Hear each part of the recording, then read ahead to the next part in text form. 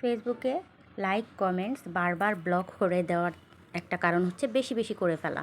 তো আজকে দেখাবো ওখান থেকে কিভাবে কমানো যায়। আমরা আমাদের ফেসবুক অপশনে চলে যাব, সেখান থেকে পেজ হোক আর হোক, সেখান থেকে আমরা উপরের অপশনে চলে যাব, সেখান থেকে আমরা সেটিংয়ে চলে যাব। সেটিংয়ে ক্লিক করার পর অনেকগুলো অপশন আসবে। এখান থেকে আমরা একটু স্ক্রল করে নিচে নামতে থাকবো, একদম নিচের দিকে। এমন নিচেই থাকবে যে এমন না, যেখানেই থাকে অপশনটা খুঁজে বের করতে হবে। অ্যাক্টিভিটি লক নামে একটা অপশন পাবো আমরা, একদম নিচের দিকে নেমে যাচ্ছি।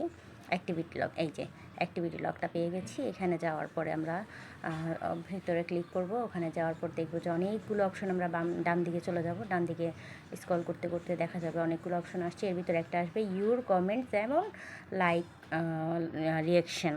তো এখানে চলে যাব। এখানে যাওয়ার পর আমার এখানে আসলে ওরকম ডিলিট করার মতো কিছু নেই, কারণ ঘন ঘন ব্লক হওয়ার কারণে আমি কিছুটা ডিলিট করে রেখেছি।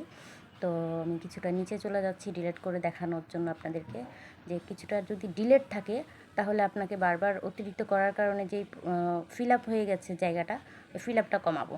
যেমন দেখেন, আমি একটা সিলেক্ট করি, এই যে এটা, এখানে পাশে দেখেন 3 ডট আছে, ওখানে যদি ক্লিক করি দেখা যাবে নিচে ডিলিট অপশনটা আসছে।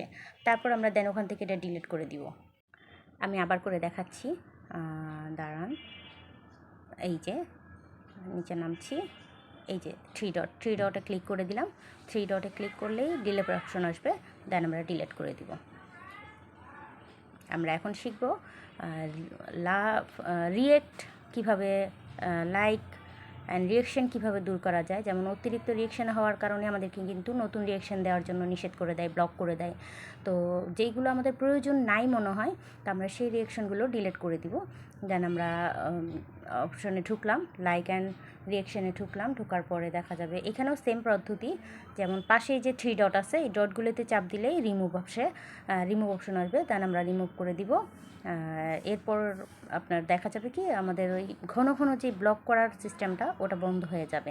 আর নেক্সটের থেকে যেহেতু একবার আপনি বারবার ব্লক খাচ্ছেন, তো এটা চিন্তাভাবনা করে রিয়েকশন দিবেন।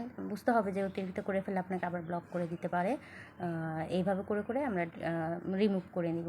দেখা যাবে তখন আমরা ঘন ঘন ব্লকটা খাবো না, এই আর কি।